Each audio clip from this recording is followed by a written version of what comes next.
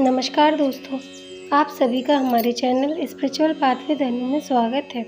आज मैं आपको अहोई अष्टमी के व्रत की कथा सुनाने जा रही हूँ। प्राचीन काल में किसी नगर में एक साहूकार रहता था। उसके 7 पुत्र थे।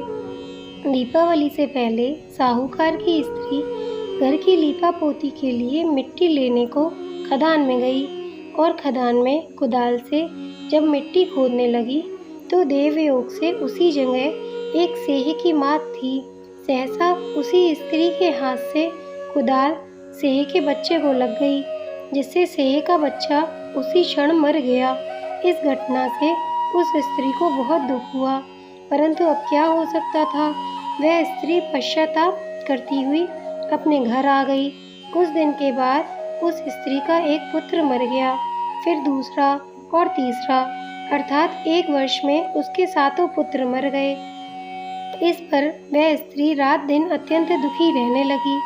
एक दिन अपने पड़ोस की स्त्रियों से रोकर कहा कि मैंने जानबूझकर कोई पाप नहीं किया।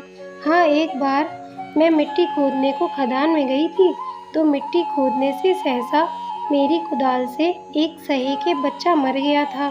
तभी से 1 वर्ष के भीतर मेरे 7 पुत्र मर गए। यह सुनकर उन स्त्रियों ने धैर्य देते हुए कहा कि तुमने जो यह बात सबको सुनाकर पश्चाताप किया है, इससे तेरा आधा पाप तो नष्ट हो गया।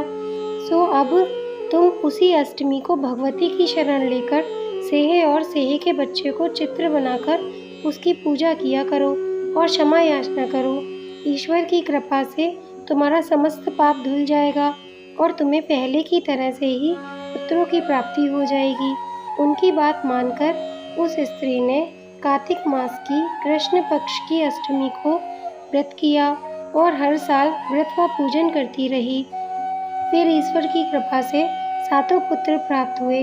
तभी से इस व्रत की परंपरा चली आ रही है। हे अघोई माता, जैसे आपने उस स्त्री को 7 पुत्र दिए, उसी तरह सबके बच्चों की लाज रखना। कहानी अधूरी हो तो पूरी करना, पूरी हो तो मान रखना। अगर आपको वीडियो अच्छी लगी हो तो वीडियो को लाइक, शेयर एंड चैनल को सब्सक्राइब करना ना भूलें। जय माँ।